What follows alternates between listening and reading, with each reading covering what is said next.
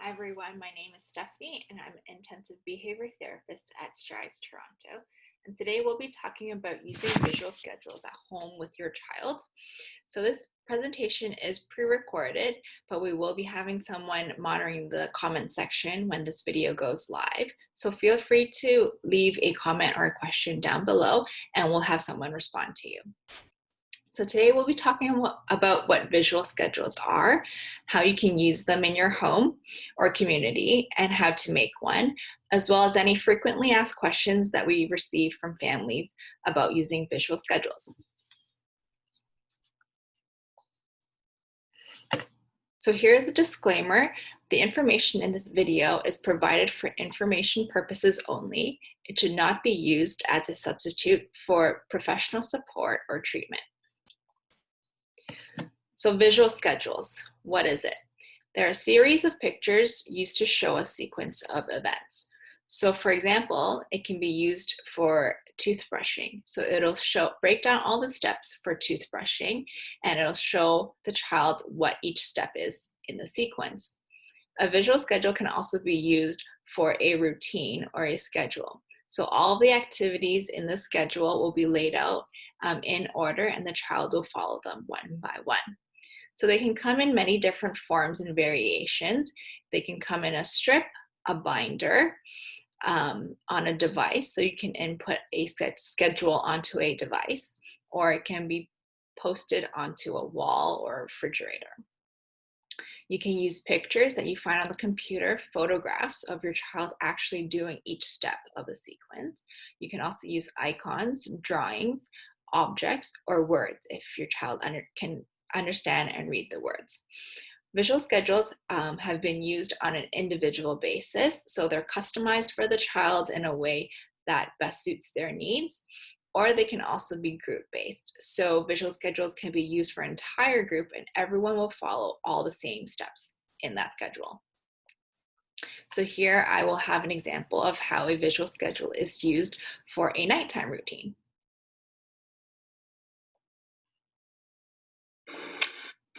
To hold the icons. It's an afternoon, evening schedule, dinner time. They take the icon, bring this to the table where they eat. When they're finished dinner, they come back and drop it in the all done. They check their schedule, time for television. They bring this with them. When they finish TV, which I hope you set your timer so that they know when TV time is over. And then they come and check their schedule, finished bin. It's time to take a bath. So the idea is that your child goes through their evening schedule so they know what to expect. This is really simple. What I love about the idea of this being on the paint stick and the magnetic is that it's portable. So you can just bring this to. So in this example, all of the different activities that this parent wants their child to finish during their nighttime routine will be put on the stick. Once it's done, it will be put into the purple bin to indicate that it's done.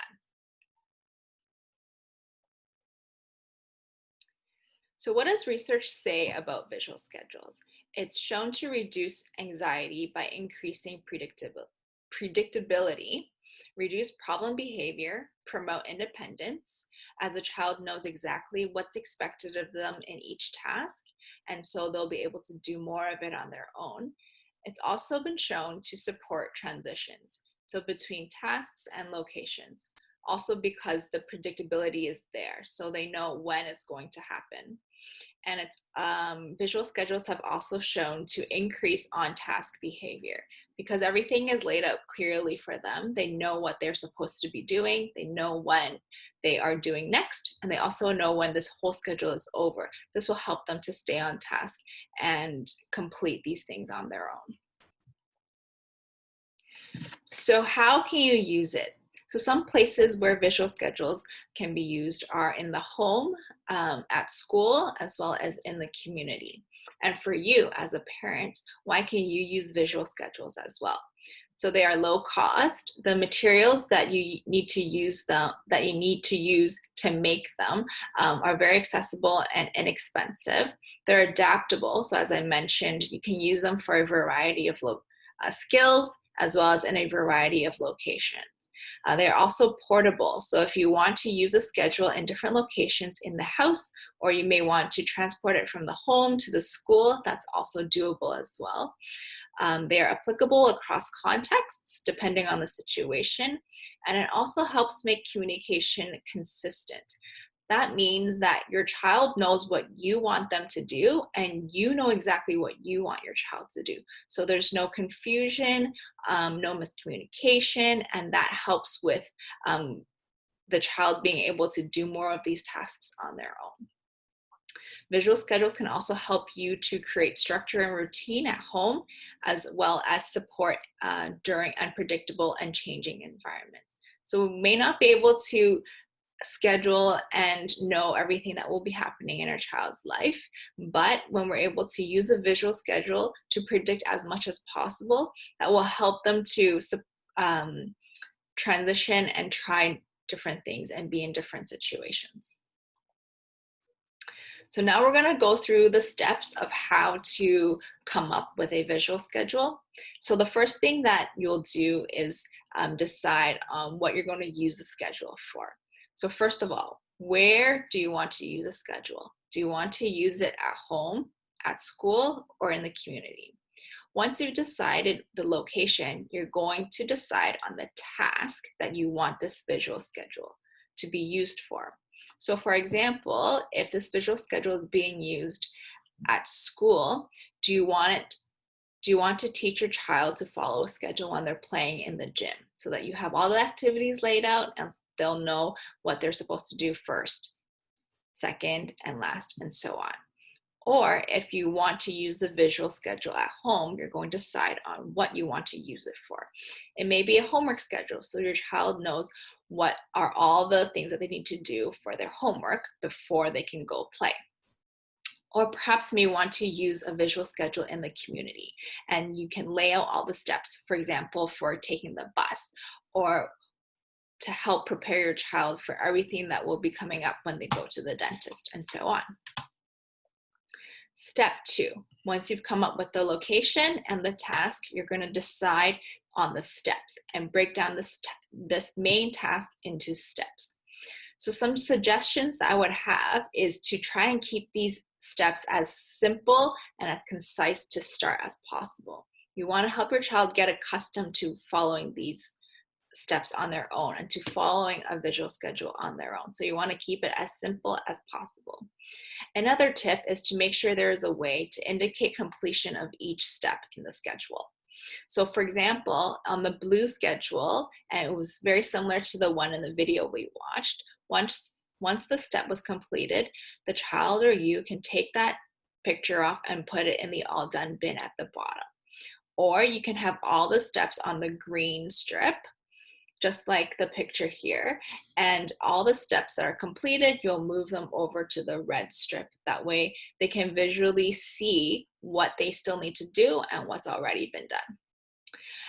And finally, check marks are a very easy way to indicate completion as well. So you can have a check mark token where the child will put the token onto the step once it's completed, or very simply, you can just take a marker and just have them check off the step once it's done. Doesn't need to be anything fancy. So here I have some examples of how a task is broken up into the steps. So if you're trying to teach your child to follow a schedule to brush teeth, then here are the steps that they'll need to follow.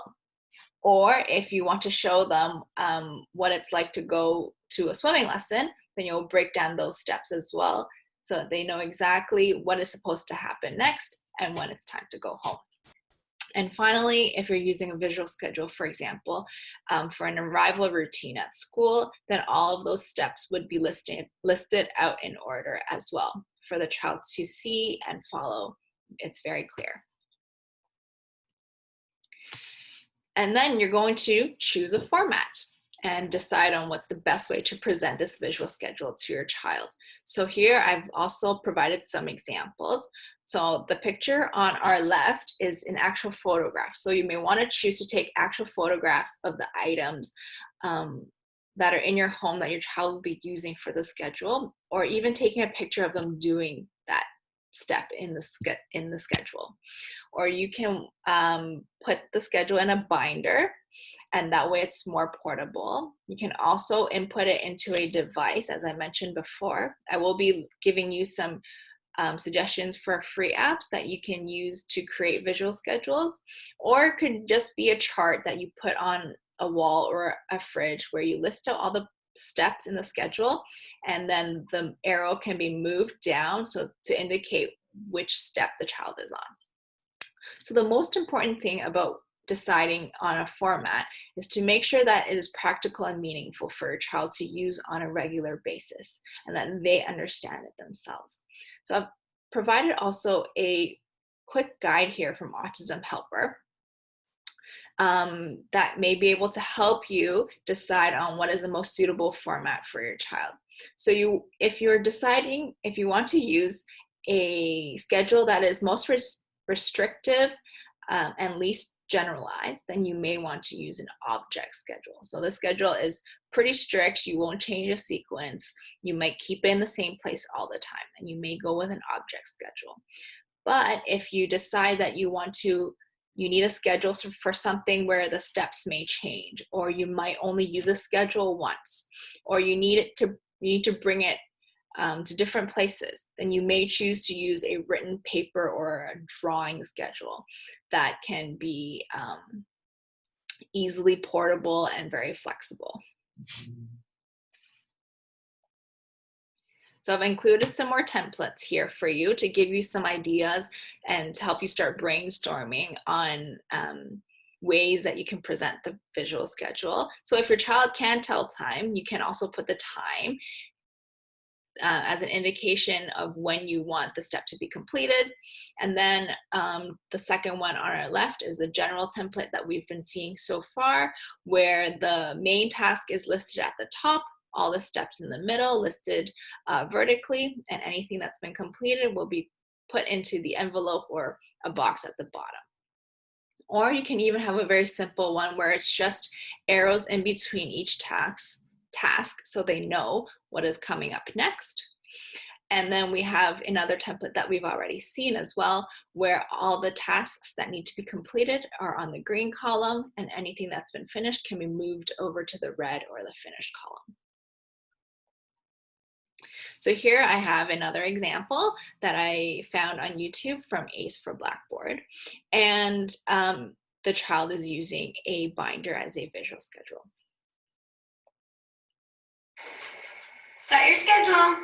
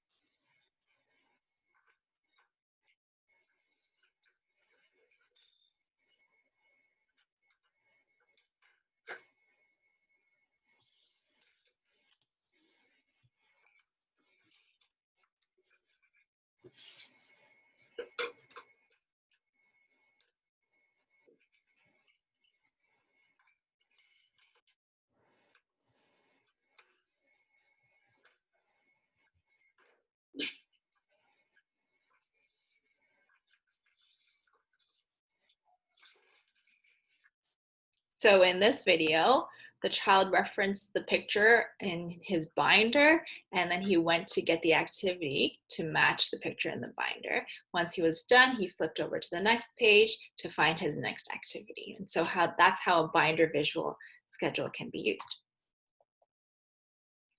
So now we're going to put it all together. So I've listed some materials that you may need to put your visual schedule together. And once again, the format and the materials you'll need will depend on how you want to present the visual schedule.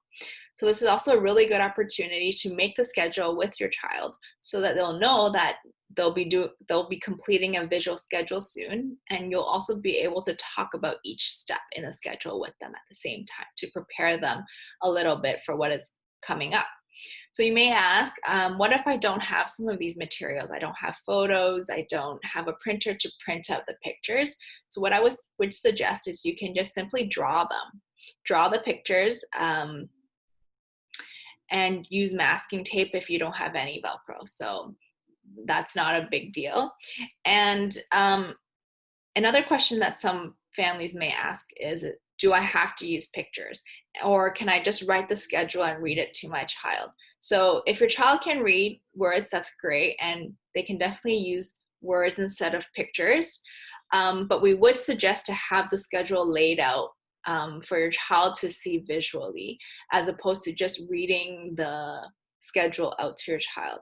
When you have everything that is laid out very nicely and that your child can visualize the schedule and what they're expected to do, it will really help with the predictability, and they'll know when this will all be done. If you just read the steps to them, they might forget the steps, and it may cause a little bit of confusion and frustration for your child.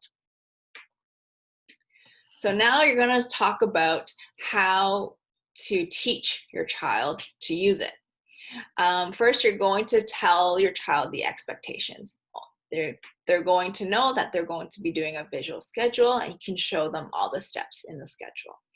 Then you're going to show them the schedule and how to follow each picture in the sequence. So show them the picture and then show them the materials and the steps that they'll be taking for the schedule.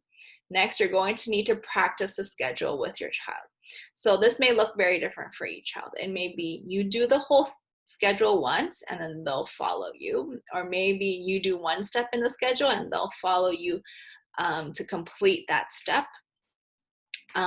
Practicing may also mean that you're just providing verbal direction, giving them guidance when they're practicing the schedule. And finally, you're going to provide feedback on how your child is doing when they're following the schedule.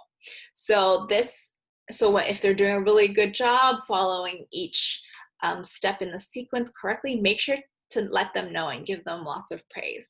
If they're struggling, having some difficulty, try to give them some support. Maybe they don't know where the materials are. Maybe they forgot that they need to take the step off to mark that it's completed. So little things like that, they may need some support so that they learn what a visual schedule is and how to use it. So here I have another video example from Fathering Autism, and this father, he was trying to teach his daughter how to follow a schedule to brush her teeth.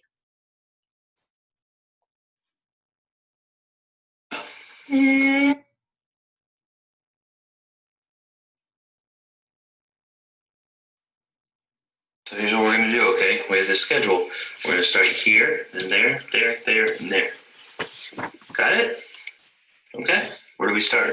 We start here. That goes in there. So what are you getting? What this is for is just a visual schedule, a step-by-step, to get her through certain activities, certain parts of the day that typically require more reinforcement and more support. What's next? That's it. Where's that at? You get that? Where's that at? Get it. Toothpaste. Right there. Go ahead. You pull that one off. Where's that going there? Good job. Then what do we do? We're doing that, right? But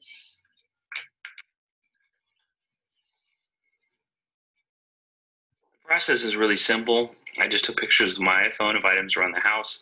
It works better with Abigail to use the exact item or at least something similar to what she is using because she identifies with it better. All right. So in this video, the father used the actual photographs for her because she responds well to using actual photographs. He told her that the visual schedule is for brushing her teeth, and then he showed her the pictures, showed her the materials, showed her where the all done bin is, and then she's practicing the schedule with her as she is taking each step, she might need reminders as they are going along. So the father is showing her the steps to completing the visual schedule. And finally, once your child is complete and they've done all the steps in the visual schedule, make sure to reward them. So it's really hard to learn a new skill and to complete tasks and routines independently. It's a lot of work, it's a lot of learning. So make sure your child knows that they're doing an awesome job and offer them a special treat when they have completed the schedule.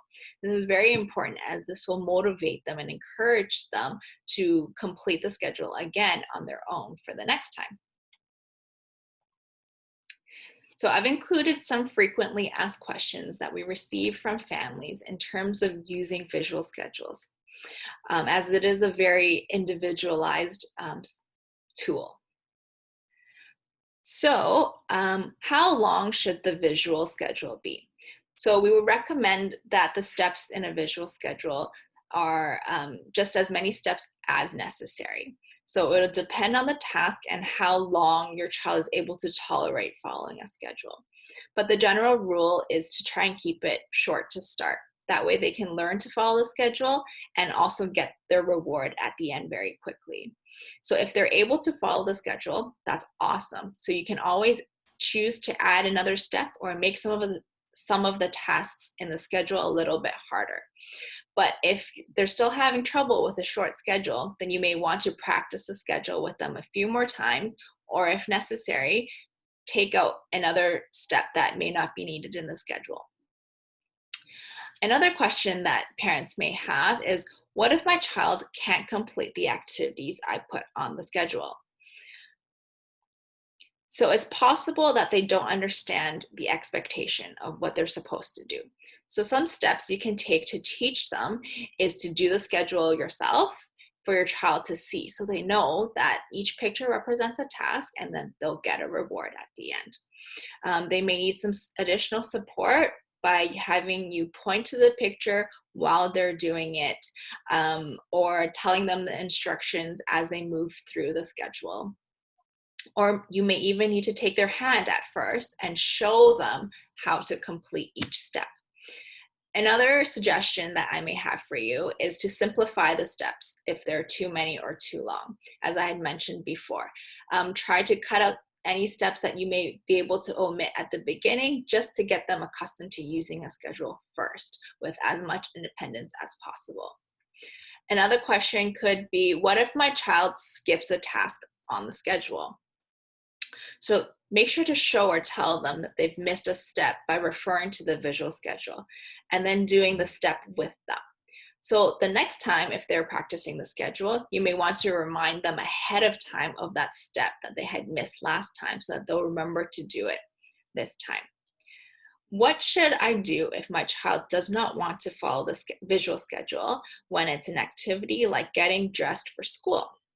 So they may not want to do it because they don't know how to. And so giving them the additional support that I had just mentioned before, talking them through it, pointing to all the pictures and the materials, taking their hand and guiding them, those additional supports could help them to know what they're supposed to do.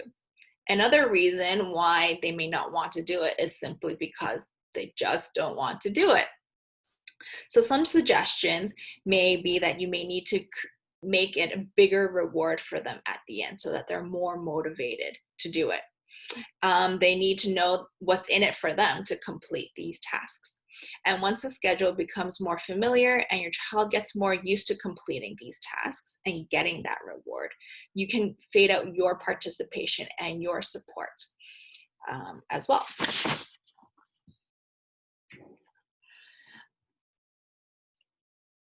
And finally, I made the visual schedule, but my child does not like to follow in that order. And they would take the pictures off when I put them on. Should I let my child follow the schedule in random order, or should I offer choices to him for the activities of the schedule?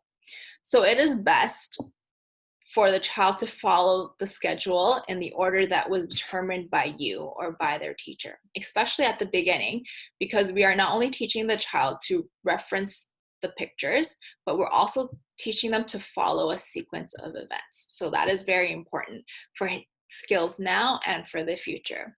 So if we allow the child to be in control of the schedule, this may lead to more challenging behaviors in the future and create more problems for the future. When you want to use the schedule for other routines that may have a very strict sequence of events. So with that said, some suggestions that I would have to encourage your child to follow the schedule in the order that you have set is to increase the reward that they get at the end. It may be a bigger piece of candy, a longer time to play on the iPad. They may get a special privilege that they don't normally have. Increasing that reward may help them to stay more focused on achieving and getting that reward than the actual visual schedule itself. And once again, once the child has gotten used to the order, you can fade that reward to something a little bit smaller. Another suggestion I would have is to offer choice. So the child can choose parts of the schedule under your terms. So even though you're creating the schedule, you can also offer opportunities where your child can participate and make choices in the schedule under your terms. So for example, when order is flexible, they can choose the order for certain parts of the schedule. So for example, getting ready for school. They may be able to choose whether they want to get dressed first and then put lunch in their backpack, or maybe vice versa. So giving them that choice gives them a little bit of control of how the schedule looks like, but still under your terms. Another thing is maybe during bedtime story in their nighttime routine, they can choose what book that they'll get to listen to before they go to bed. That's another opportunity for them to participate in putting the schedule together and for something for them to look forward to. And finally here, I've included some resources to help you get started so that you can start brainstorming ideas of how to create a visual schedule that will be most suited for your child. So any search engine, if you just type in visual schedules, there will be lots of templates, pre-made pictures for a lot of very common routines and ideas of how to use visual schedules with your child. If you go on YouTube and search visual schedules for children, there are also lots of tutorials of how to make visual schedules and also examples of how visual schedules are used at home as well as in school. Here I've included 3 different apps: Visual Planner, Visual Planner Lite, as well as Life Skills. These 3 apps are free and you can create your own visual schedule. You can even take your own pictures. You can change the sequence of your visual schedules to suit your child's needs. And it's very adaptable and customizable. And these are the references that I've used for this presentation. Thank you so much for listening to my presentation. Once again, you can leave your comments down in the comments section below. And if you have any specific questions regarding your child, feel free to contact their primary therapist. Thank you.